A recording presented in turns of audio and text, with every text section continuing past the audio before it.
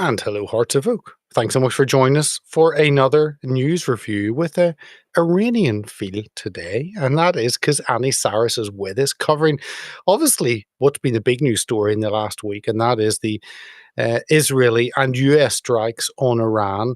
And who better to talk to than Anni? So, Anni, thank you so much for your time. Absolutely my pleasure. Thanks for having me, Peter. Anytime. Always good to have you and so much to go through. And there is your Substack.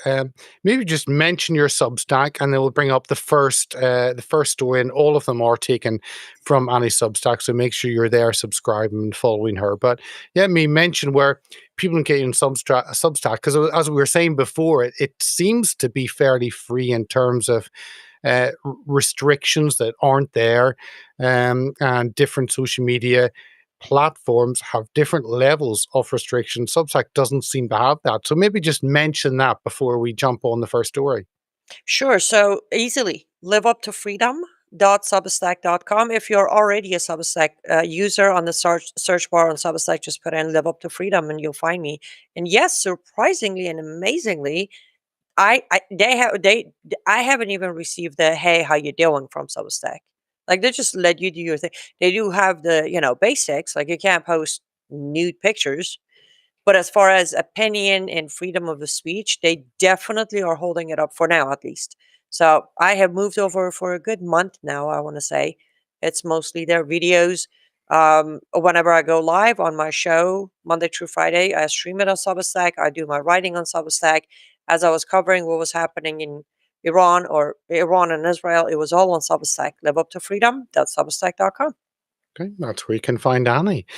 But let's bring up the first story. Lots of stories, and it is this strange one. I think was the latest, and we're doing this just 24 hours before or so, before we go live, and it is this story here. Iran newspaper, the central mouthpiece of the Islamic Republic, proudly publishes new images of the countdown to Israel's destruction. 5566 days, very specific. Mural reinstalled in Palestine Square, Tehran. Palestine Square. There's a lot in that post. Fill us in on this, and why any country would have a countdown to another country's destruction. The better question is, why would you ever come to an agreement and ceasefire with a country that has a billboard up on their street counting down to your destruction? But I don't know politics, apparently. Okay, so originally, Islamic Republic of Iran had a countdown up. They also had an ad running on TV. But during the attacks, one of the missiles actually hit the sign and took it down. So it took a few days to rebuild the sign. Quite But comical.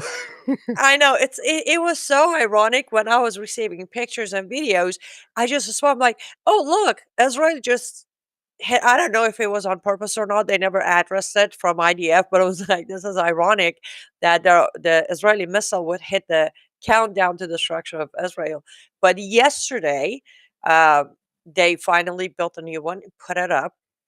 Now, here's my two things. I'll admit that I haven't actually exactly looked into.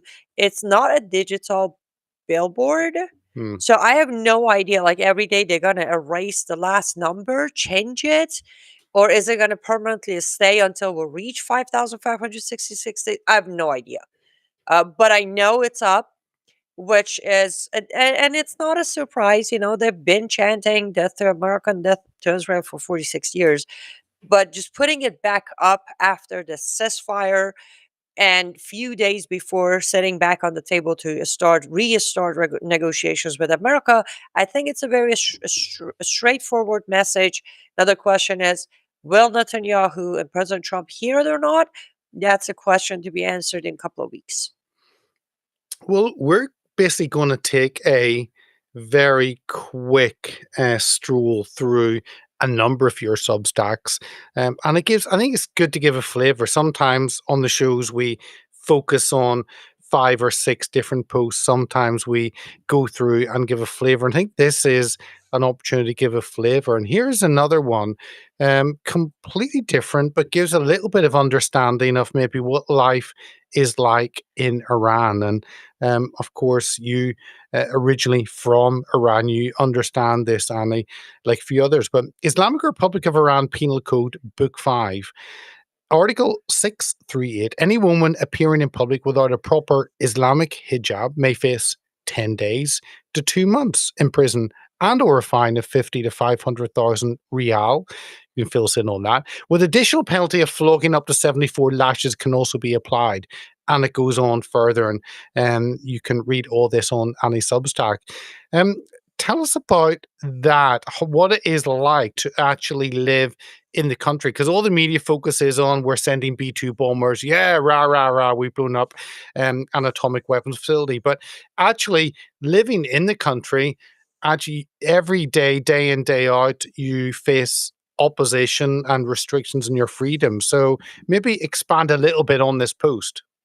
Of course. The main reason I put that up is during the 2 weeks or 12 days of war, if you call it that, there was a wave of people in America or in Europe coming out saying, it's a lie. Look, you see a lot of women, girls without the hijab, without the proper job. Anybody who's saying that there is a law and it's mandatory for everyone, it's a liar.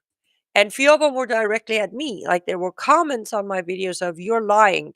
I was like, and you know me, Peter. I'm like, oh, you want proof? Here's from their own papers. I don't even need to post a picture of me. Here's the proof. So I pulled the penal code.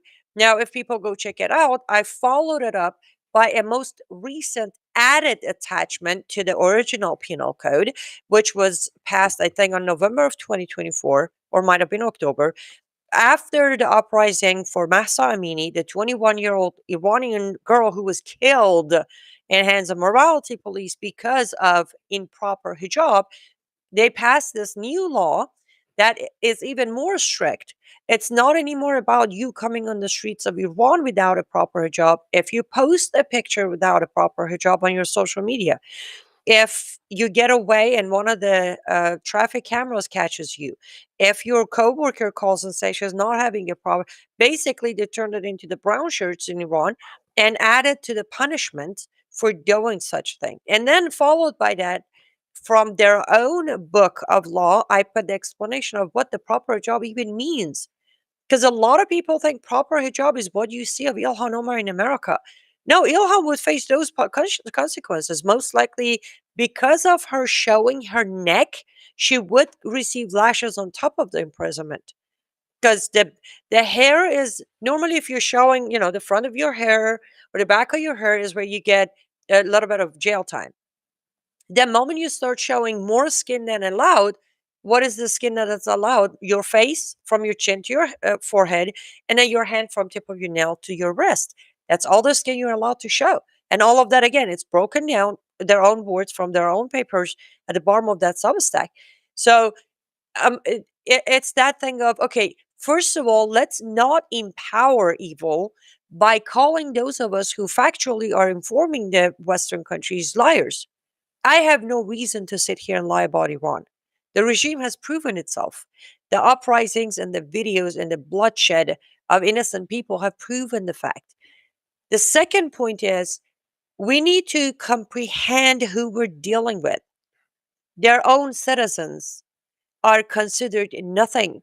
The supreme leader, current supreme leader, that we just allowed to come out of his bunker, he stood on camera on a Friday prayer and said, this was, I believe, 2011 or 12, of if any of your naval ships get an inch closer than where they are, I have 72, back then the population of Rome was 72 million. I have 72 million hostages here and I won't hesitate to kill them. This is what this man does with his own citizens. Imagine what he would do with us if he could reach us. Download the Getter app right now. It's totally free. It's where I put up exclusively all of my content 24 hours a day. You want to know what Steve Bannon's thinking? Go to Getter. So don't wait. Download the Getter app now. Sign up for free and be part of the movement. Let me move on to the nuclear side. And this is a post, the Iranian parliament has passed a bill to suspend Tehran's cooperation with the International Atomic Energy Agency after Guardian Council approval. Speaker Mohammed Badger Galbaf officially issued the order. But tell us about that cooperation. Has there been cooperation? Has there not been cooperation?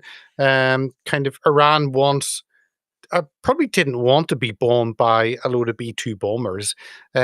So I'm sure played a game with the IAEA. What's that relationship been like? Well, technically, by definition of cooperation, no, it never existed. There was limited allowance of information issued by Iran. They would cherry pick what they would provide as far as information goes. If there was a visitation, which at some point I want to say it was 2 years ago that they completely stopped any, they would film the room or the process and send it in. You didn't actually have inspectors going in. At the beginning, when they did allow it, it was of it has to be pre-scheduled and it has to be within 30 days heads up, which even a 2-year-old would know why they needed all that heads up. They had to clean house before inspectors would show up. However, why this is worse now is this is going to come a little just bear with me until I explain it. What United States of America did on last Saturday, and then by Monday trying to reach the ceasefire, we emboldened Iran's regime to come out and say, you know what, we got it, we're going to make it, and there's nothing you can do about it. Hmm. Until Saturday, it was a question of, do they have a bomb? Do they have this? Is the enrichment 60%, 80%, 10%? It was all a bunch of guesses based on information provided, the cherry picking information provided. Now, moving forward, even though I'm sure my fellow Americans are screaming at the screen saying Trump knows what he's doing and he's playing the 27D chess, all of that. However, with this decision, with this bill passing, Iran's not going to even drop a single line of information any further. Everything we receive is going to be even farther into guessing, gossip, imagination, and getting satellite images to figure things out. Look, I just released, I don't want to get ahead of you. You might already have that on your list. But right now, there's a talk of, oh, you think you took down Fardo? There is a worse bunker that was built 2 years ago. How could we miss that? Well, here's how we missed it, because we accepted cherry picked information from Iran. Now we're going to accept them not giving us any information. No, and we'll get on because I know you posted that, and I've just gone through Substack and taken kind of in chronological order, going back to where we currently are. So here is one again, going back to living in the country. So they are in some ways all over the place, but it does give a flavor, and I think it's important to jump around and to give a wider picture, because sometimes I think in the media you can focus on one area and you think that is the major focus, but you realize or you forget or you miss a lot of other important aspects to it. And this is another really important aspect. Since June the 14th, at least 823 citizens have been arrested inside Iran. These include activists, journalists, protesters, social media users, ethnic and religious minorities. What has been the case up until now? Because all those names, those entities, those individuals, actually none of them, I'm sure, are accepted in Iran, because they all ask difficult questions of a regime. So what has it been like for journalists or their protesters? What about social media users? What about those who actually don't fit in to that Islamic ideology? What about Christians? So how do they all fit in? What kind of punishment or harassment have they had up to now? Well, I need to quickly, as of right now, as we are doing this, I need to update that number. Actually, we are up to 1,153 now. Wow, wow, wow. Yeah, and I want your audience to understand this is happening rapidly. Okay, in how many days has it been since the ceasefire? 4. In 4 days of ceasefire, more Iranians have been arrested by the regime than the Iranians who were injured during the 12 days of war. I repeat, you see who you're dealing with.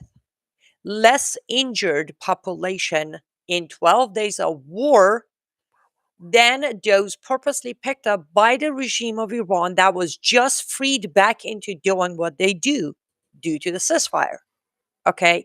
This is important to know because words doesn't always mean the same. Ceasefire doesn't mean end of a tyranny. Ceasefire doesn't mean we got rid of the enemy that's been chanting death to America for 46 years. Nobody should be sitting there taking a deep breath saying, "Oh, another war ended. This war is not over. It will not be over unless one side wins the other side." It's an ideological war. It's wipe Israel off the map or get rid of mullahs. That's the bottom line. I don't care how good you are at diplomacy. That is the bottom line of this. Now, that being said, as of right now, I have confirmation that 6 people have been already hung, done, killed. They were accused of spying for Israeli military. I repeat, accused of. They had no trial. There was no trial. There was no lawyer. There was no evidence. They were picked up. They were hung next morning. And right now, most of the human rights organizations are heavily concerned that half of the 1,153 people picked up, half of them are most likely going to be disappearing, exiled, killed. We don't know because half of this number are minorities. And I need to be very clear, religious minority are the Jews in this specific point. They are the Jews. I know 2 Christians were picked up. I know one of them was a pastor because he was doing underground sermons and prayers during the war. Now they're accusing that he was praying for Israel to win. How did they know his prayers? That's beyond me, Peter. But Oh.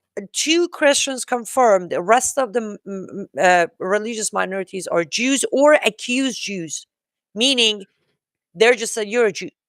They don't have a proof, but they're saying you're a Jew. Journalists, not just inside Iran, outside of Iran, we have been put back on a hit list again. All Iranian journalists across the world, from Iran, anywhere in Middle East, America, Canada, Europe, all of us were put back on a hit list. Hit list, not capture list, hit list. Social media users, they have been arrested. Their pages have been hacked. Shut down, sorry. And they are awaiting trial. But again, I'll repeat, that doesn't mean they're going to get a fair trial. That doesn't mean anything. But they are at least awaiting trial and they're not being hung next morning yet. Well, I want to get back to that with one of your other posts, but this post, as speculation grows around a possible new negotiation track, US officials confirm they are in communication with Iran, while the Islamic Republic says it is reviewing the proposal. And this goes back and forward. Originally, Trump said, no, there's no need to talk to them, don't want to talk to them. Then it came out, no, there were talks.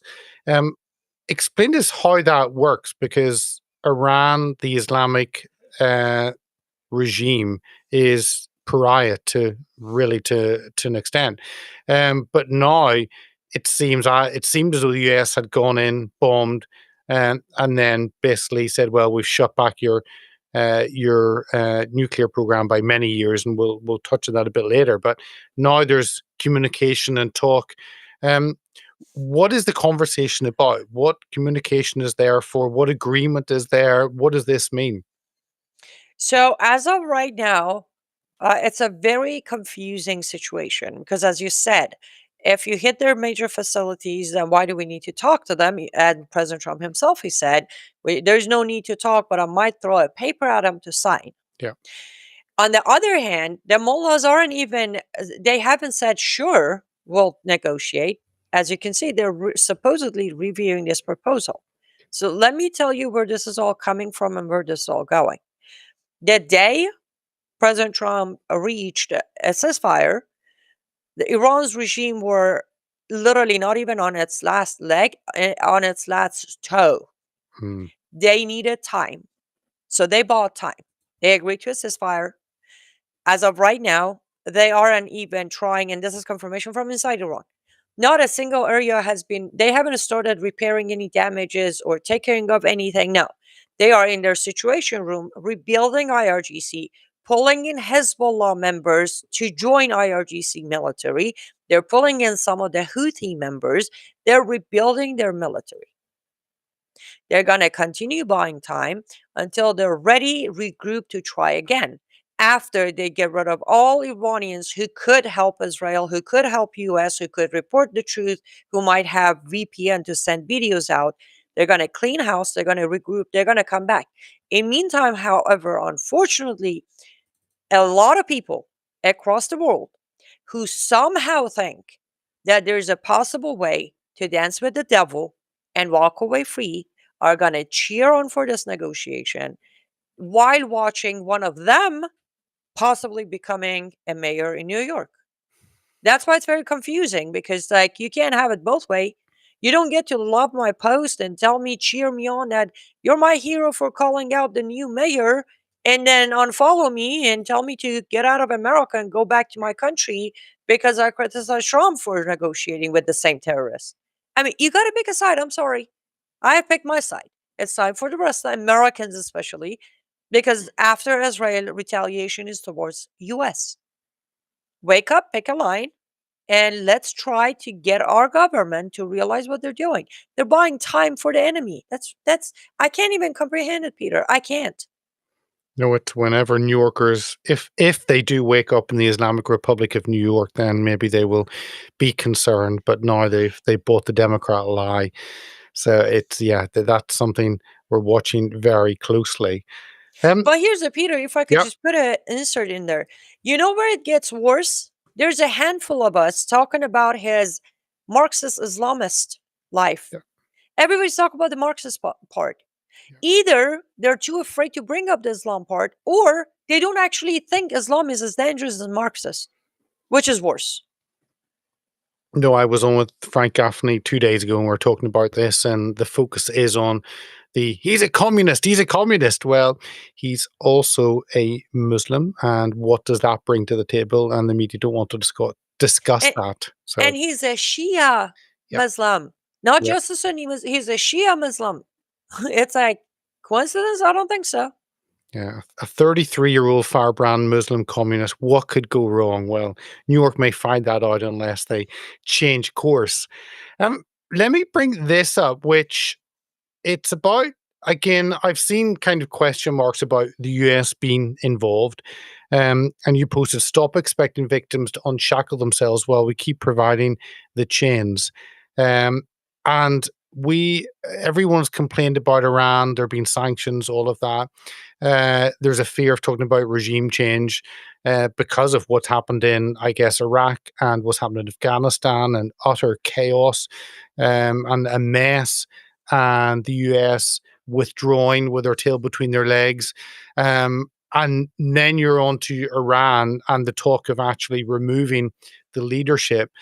Um, Explain this, because that fear, that term regime change, strikes fear, yet the people, if they were freed from the Islamic regime, you could have a country with a sizable Christian population. You could have a country, actually the first non-Islamic nation, of course, Israel being Jewish, less and less so as time goes on. But Iran could be a really interesting, and going back to its history, which has only been Islamic since 79. So, tell us a little about this, about actually freeing the people from the chains they're in. Sure. So I agree that situation in Syria, in Libya, in Iraq, in Afghanistan, failure. Reason for failure. Number one, we tried to do it. Number two, we did it when people weren't ready for it. Hmm. Number three, we did it without having an actual genuine plan of replacement. Yep. Now let's come to Iran. Since 1998 until today, people of Iran have tried to topple this regime 7 times with a coup d'etat and a revolution and an uprising. The latest one, if you remember, was Masa Amini, September of 2022. Before that, we had the Green Movement. Before that, we had the students, the university students, and in between we had more. Now, so the problem is resolved that the people are going to be mad at us for toppling the regime because they have actively tried to topple the regime. Now, every time they tried to topple the regime, what did we do? The absolute opposite of what we did in Libya, Syria, Iraq, or Afghanistan. We helped the regime stay in power. We helped them. And I know it's automatically the name that comes to mind is Obama or Biden, because the biggest ones were during their time. Green movement was during Obama. Last time, it was during Biden. But as recent as last week, it was President Trump who saved the regime. Yep. So that's where I come from, telling people of Iran, because that was the funny thing. Immediately after ceasefire, my page is getting all bombarded and flowered up with praying for people of Iran to rise up and free themselves. I'm like, are you kidding me? Seriously? We literally just provided more chains. As I said, 1,153 people arrested. What did we think is going to happen after ceasefire? They're all just going to go and build the country back up? Which, by the way, side note, President Trump announced that he's going to lift sanctions to help Iran rebuild the war damages. I'm like, can I have his number for 5 minutes, please? I am begging you. They're not going to take that money and rebuild all the damages of the war. No, they're going to take that money and rebuild their military and then come after Israel again. But that's a side note. Back to Iranian people, they have tried, but over and over since 1979 until today, every single administration has enabled this regime either through funding them or allowing them to breathe, and I mean figure of speech like the recent ceasefire, or actual pallets of cash sent to them like Obama.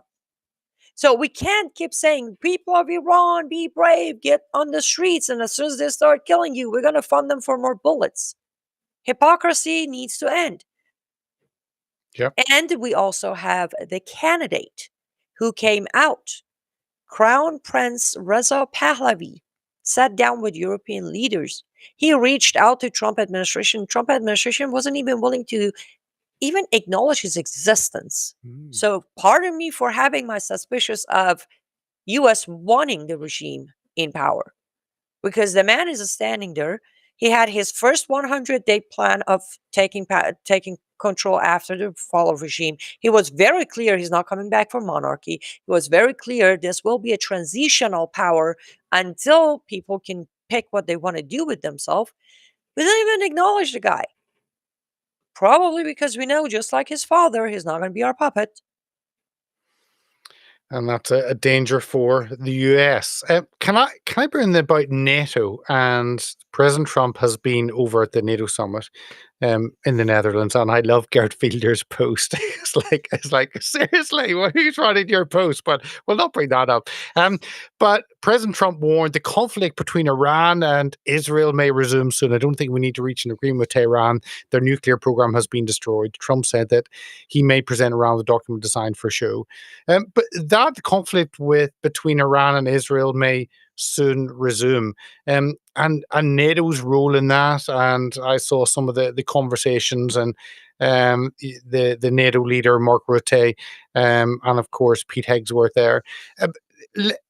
Explain where kind of NATO fits in, and that comment that the conflict between Iran and Israel may soon resume, because some of them, you see the split within the MAGA movement.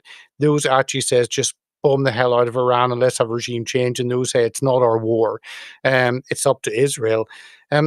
Kind of give your thoughts on that, all of that. Yes, again, I'll go back to, it has been a pretty complex, hypocrisy-filled few weeks. Yeah. I'm sorry as I'm going to be repetitive here, but you have got, number one, if any American, if any Westerner out there right now thinks this was Israel's war, you have been paying no attention. None whatsoever. Islamic Republic of Iran's IRGC isn't just after Israel. They have been after any Western country, mainly UK, US, France, Italy. They have been on top of the list one way or another. Through their proxies, they have committed jihad in every one of those 4 countries I named. They have Islamicide. Well, do I need to bring up London? Do you think that would be a great example, or too early for that? Throw it in. No, throw it in. Right? I mean, look at London. Londonistan, please. Londonistan. You have Germany. You have France, you have Italy, and then you have United States of America. I mean, don't even get me started there. So for anyone to sit there and say, this is Israel's war, I think it's a huge sign of ignorance, for the least, giving them a benefit of the doubt. Those who say, let's bomb Iran and topple the regime. No, let's not do that either. What Israel was doing, the perfect plan.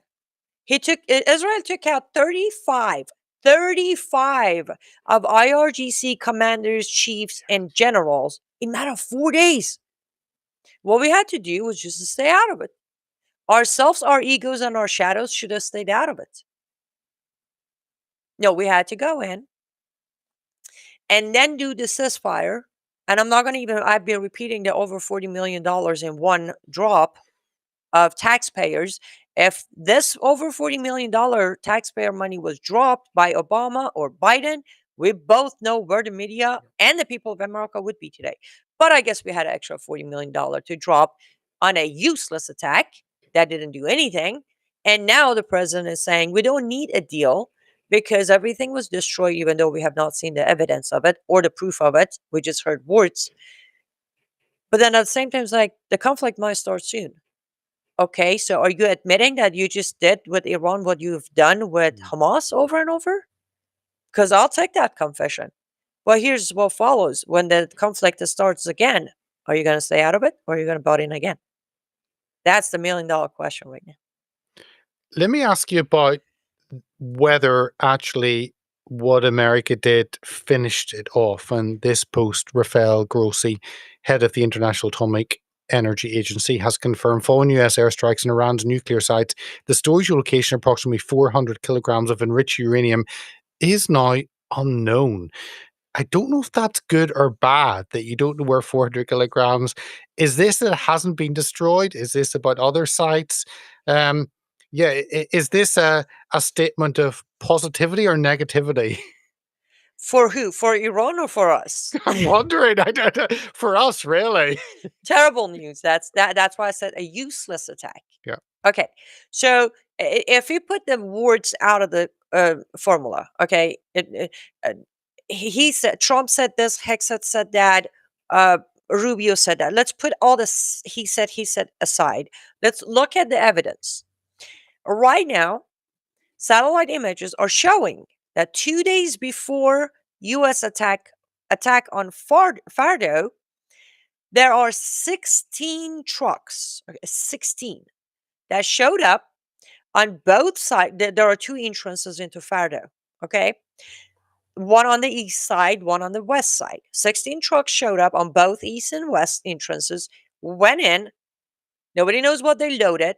They left. This was 2 days before the attack.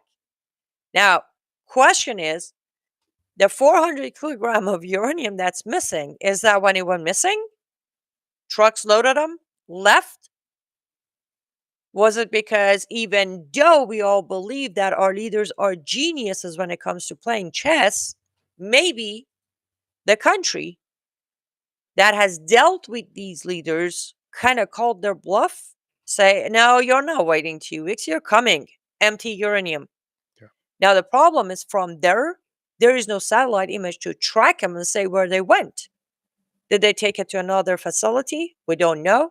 Did they take it to the newest facility? That is so terrifying. It scares me to think now we have to deal with that. We don't know that either. But it is confirmed that it's missing, even though Rubio, Hexet, Trump, 100% say, nope, it's not missing.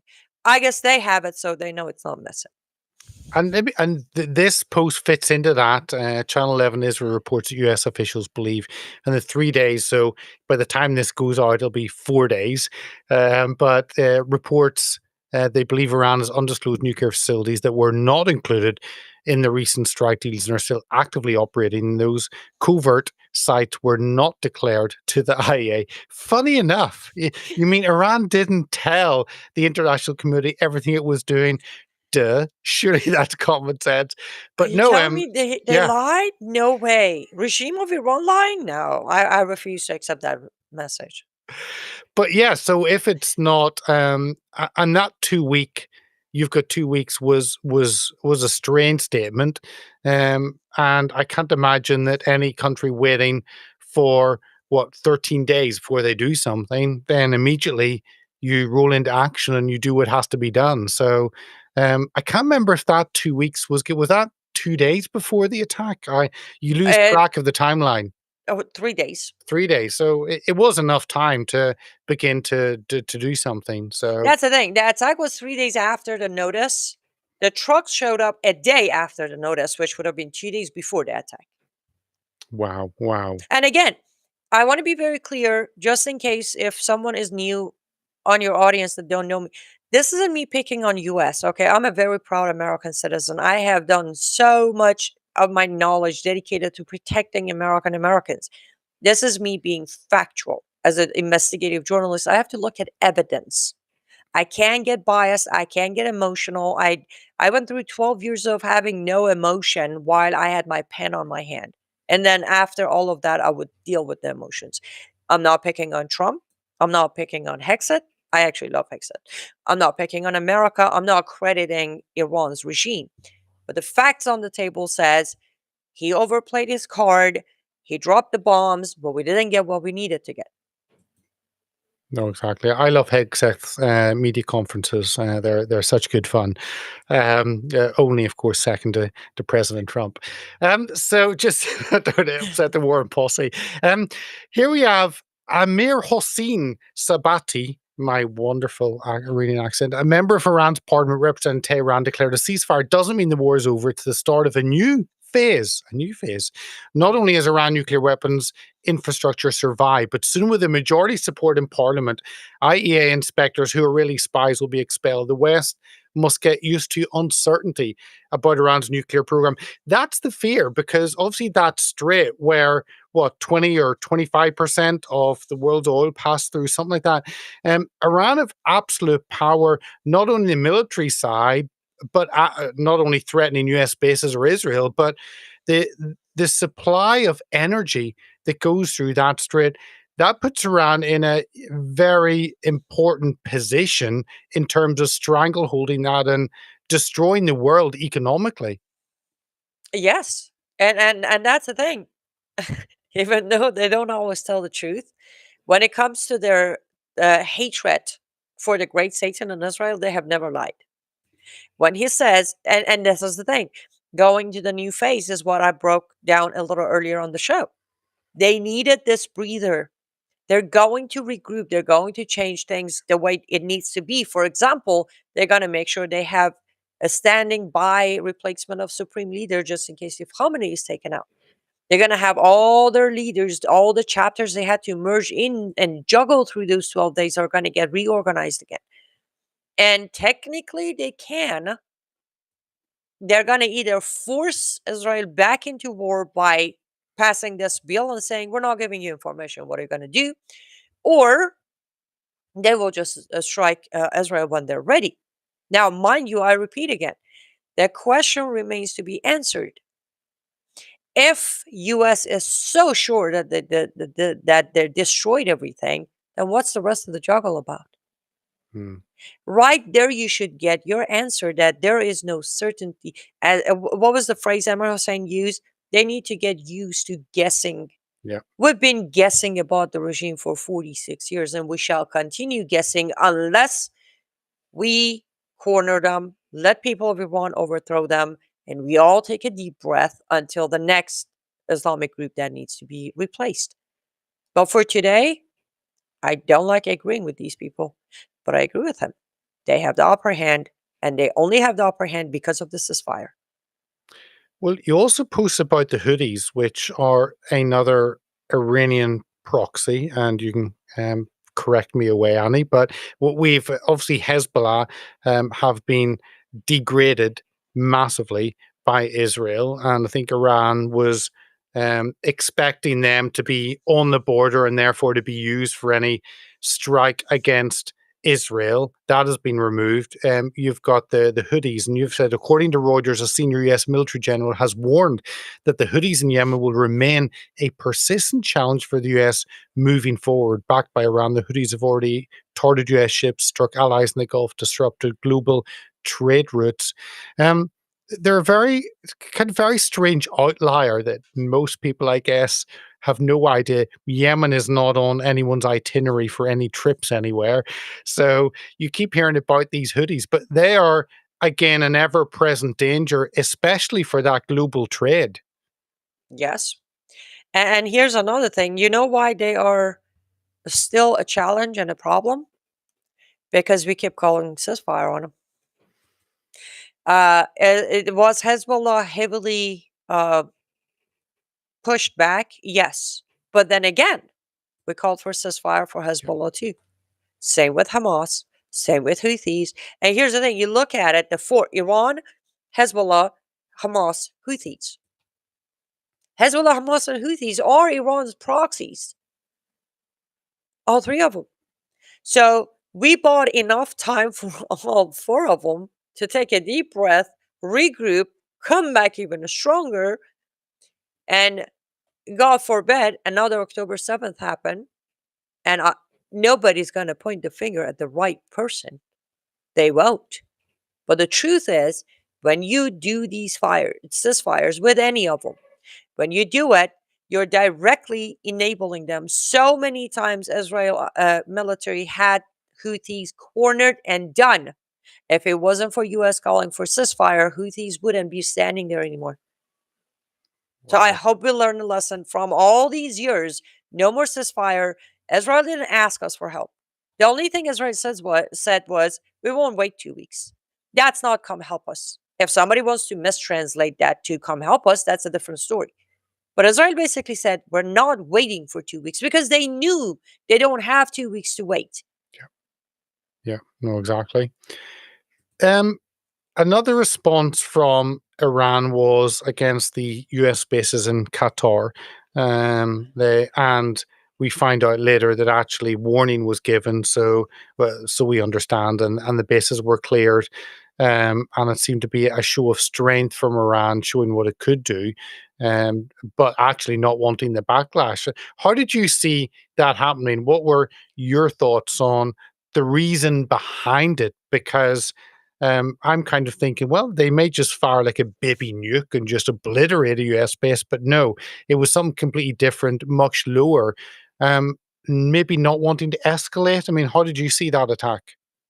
To be honest, as of right now, I'm still not convinced they gave us a heads up. The reason for that, as US kept thanking, as President Trump kept thanking Iran for the heads up, we were monitoring that Qatar, they actually canceled all flights. They cleared out their airspace.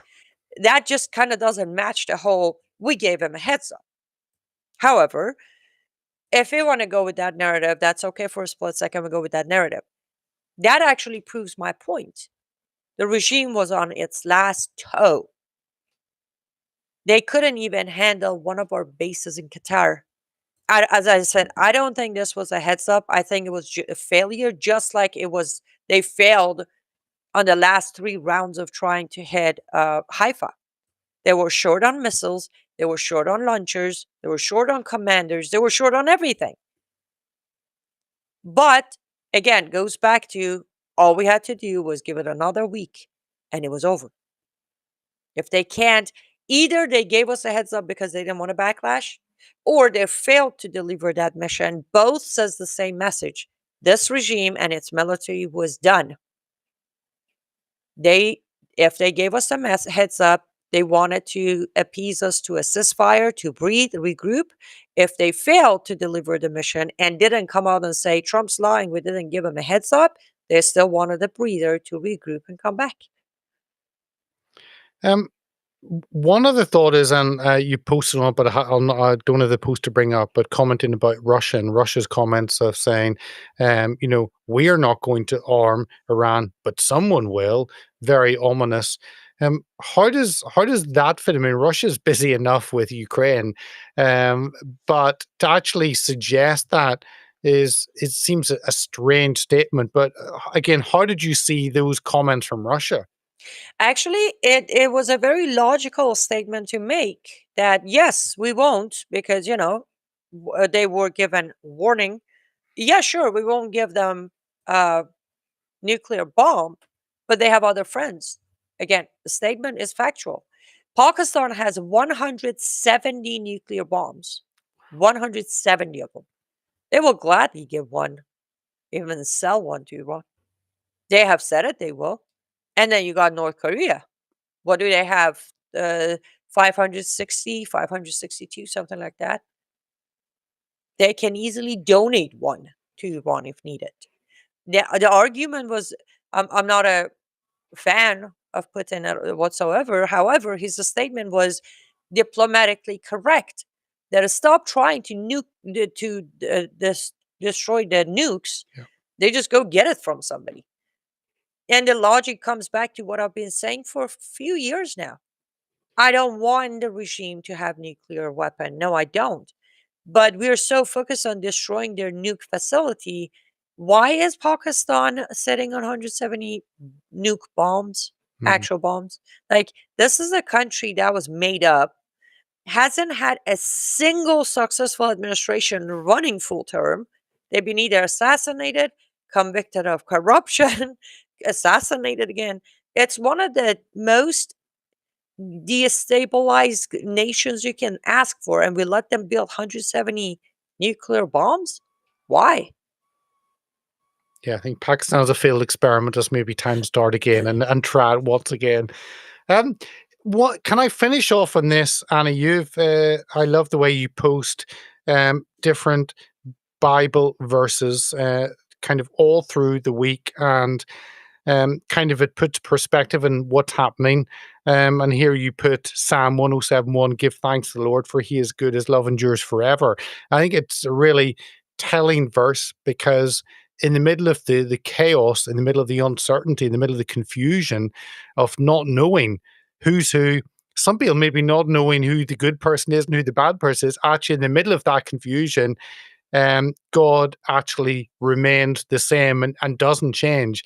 And I just wanted to comment and maybe leave you to comment on kind of why you put those up, because in some ways you think not just focus on the political side, what is happening, but where by regularly dropping these in, I think it brings hope and helps people look up instead of looking around them with the confusion. Yes. The reason I do post every morning is, Peter, I would not get through the 12 days the way I did if it wasn't for me to pray every morning, every night, reminding myself He's there. I would not. There were times where I believe day 3 or 4, I posted it. This is hard. I'm not okay. I'm breaking. I literally felt as if I'm breaking. And again, just a quick reminder, I'm an Iranian American and I'm a follower of Christ. These 12 days were one of I don't think I've ever been put in such a hard position in my life before. And it wasn't just the emotional side of it, the way of the responsibility of a journalist, of a reporter. I need to translate these words, but I can't put my bias and twist the translation. It has to be accurate. It has to be word by word. I wouldn't get through it without Lord. I wouldn't. And when I picked up on that, I'm like, share this because you're not the only one with the way of the responsibility and the emotional um, storms.